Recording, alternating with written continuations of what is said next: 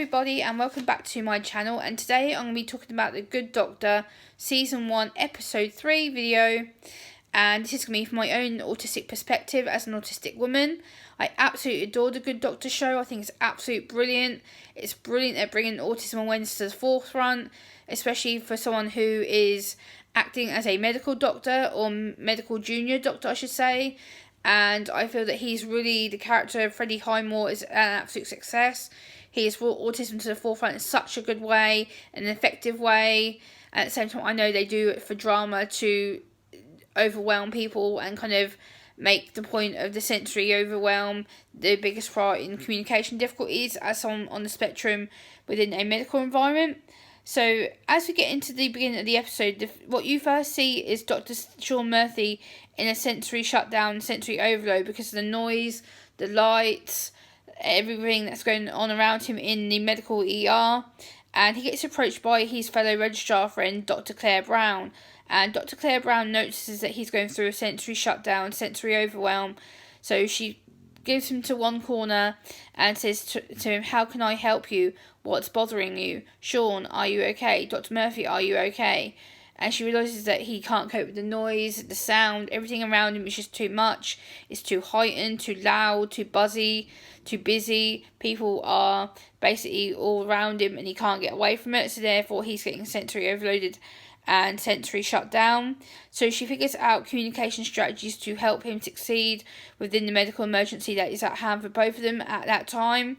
So he's able to get back into the medical situation. She's like, right, okay, this patient has A, B, C, and then this patient needs to be treated with So he's able to get back into the communication of things. And then she asks him about the weather. So she goes from asking him about the medical situation to how is the weather outside. And as we know, we get overstimulated with multiple questions. So as the scene progresses, he's like, no questions, no, don't like it, can't cope, nope, please don't ask me questions, I hate it, I don't like it. So as an autistic person, I can totally sympathise with him, because when you're being asked questions and you're expected to answer them very, very quickly, you can't always answer the question at hand, and it can overstimulate us, it can make us anxious, nervous, it can make us panic, because we don't know how to answer the question at the correct time.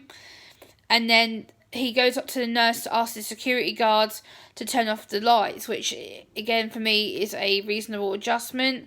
Again, for him it would be a reasonable adjustment so that the sensory stimuli wouldn't be as bad for him and he wouldn't be so overloaded and bothered by the buzzing, the noise. Like, I can actually hear my light in here right now buzzing, and it's like a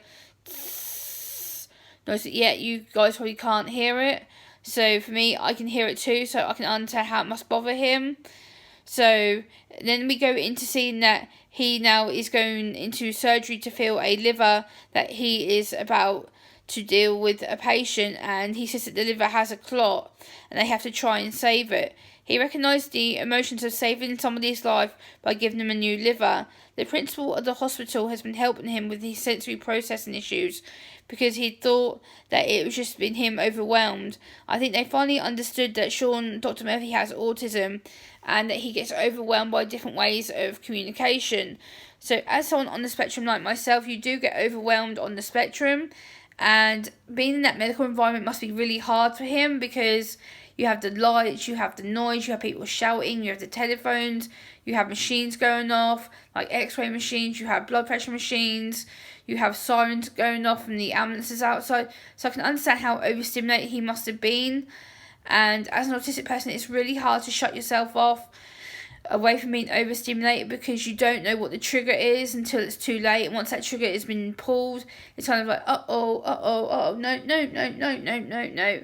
So yeah, I hope you've enjoyed this little review of the episode 3.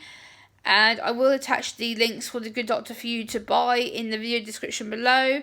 And please like, comment, share and subscribe, and I will see you next time. Bye!